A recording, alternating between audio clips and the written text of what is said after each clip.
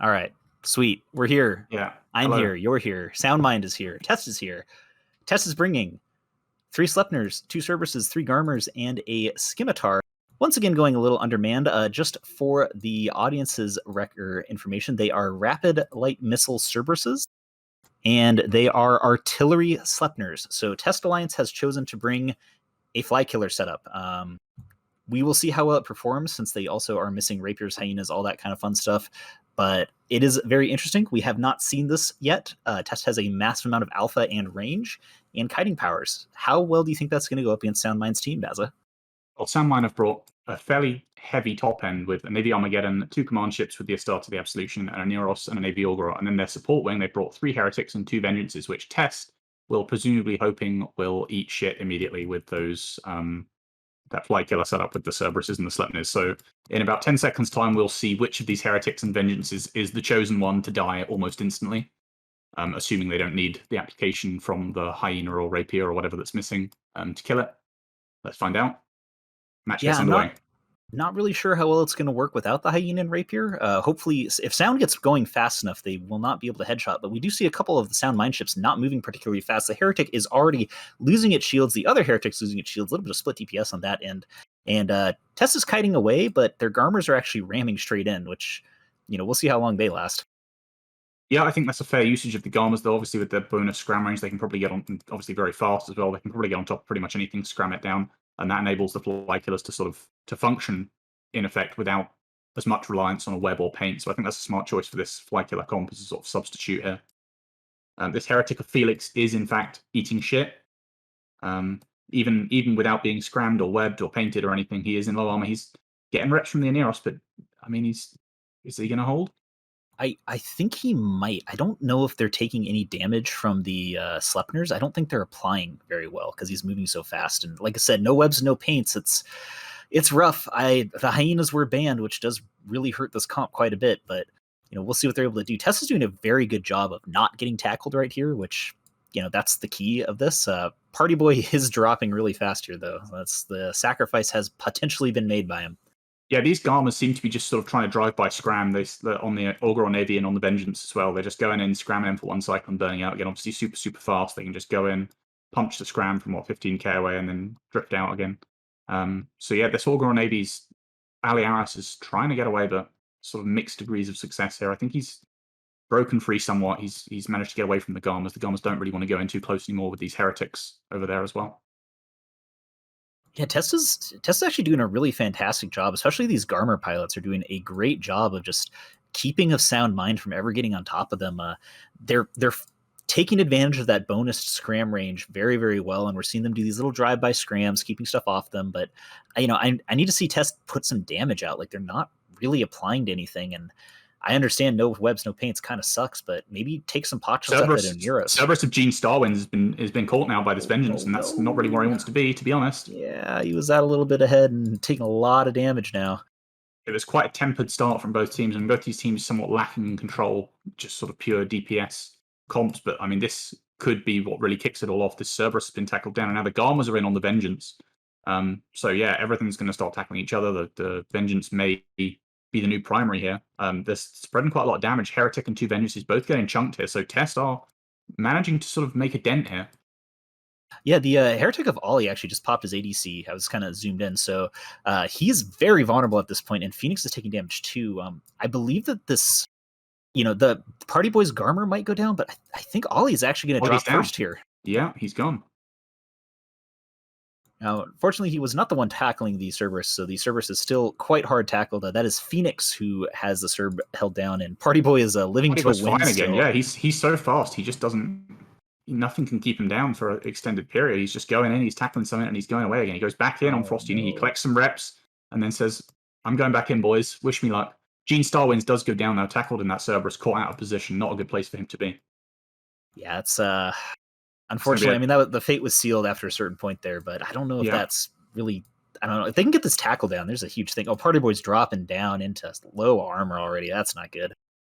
And the Scimitar has been webbed down of Dante, which that might be the end Dante was actually off in a corner and got tackled by an Augur Navy issue. Not quite sure how that happened. It looks like Dante was trying to set up for an MJD, and he actually does MJD away straight to another beacon. Dante, amazing MJD play there, getting untackled. Fantastic job.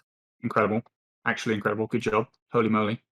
That's insane. I mean, I guess they just weren't really focusing on the Augur Navy issue. You see that thing, you know it's got a bulk of the HP. You don't really want to try and kill it immediately. So yeah, I guess they just kind of snuck through. But yeah, great job from Dante to get away. Although his shields are still going low, he does still seem to be taking a chunk of damage. These Astartes, Absolution, the Armageddon Navy not having too much issue applying to him, and now he's going to be out tracking these guns somewhat. But I mean, it's a dangerous place to be. His MJD did take him towards the enemy team, but now he's very quickly MWDing away and should be able to pull out of range here. And, we're just not seeing a lot of damage come out of Test. There's a huge amount of potential here, but the only thing they're really applying to is that Augur Navy issue. And this Scimitar, I mean, if he can prevent himself from getting tackled, he shouldn't die here, but he's also ramming an Armageddon Navy issue, which is a little bit of a weird call there. And I think we're actually seeing him get tackled because of that. He is now webbed, yeah. Oh, no, he's grappled. He's dropped the web, but but it's grapple at 1 kilometer range. So now he's grappled. Screwed. Yeah. Now he's screwed for sure. Hey, he did such a good job flying away and then just rammed an Armageddon Navy issue. It's like, come on, buddy, that's not what you do in a Scimitar. But it's tricky. I mean, if you've got to mash that MJD beacon to get away from the Augur Navy that's got you tackled, are you really? I mean, you should. Ideally, obviously, you can pick exactly where you want to go, but you can't always play it perfectly, and it's tough. He got the jump off, which was good, but unfortunately, where he landed up was not so good. Yeah, and he does go down, and Test is just not getting damage out. The problem with these Sleipnirs, they look so good damage-wise on paper, but we're in Modern Eve. Tracking is very much a thing still, and they're just having trouble hitting anything, unfortunately. Of extreme importance is that the Garma of Draconis Kripari has died to the boundary. Yep, that is also a way to pilot. I'd really like to see some of these Garmers just say screw it and go tackle some stuff, and maybe try and get the Sleipnirs to alpha a couple of the small ships off the field, because that could be the difference here. But go for that Oneirus, do something. Come on, guys. Yeah, I feel like that would have been their win con here. I mean, the Sleipnirs obviously aren't. They should be able to not get caught by the Armageddon, the 2 command ships. They should be fast. They should be more agile and more maneuverable. So killing the small ship in this fly killer setup is probably their win con, but they seem to lack the control here, like we were saying before the match, without a hyena or a rapier, etc. Yeah, it's tricky. The Garmas is sort of their only real control in this setup.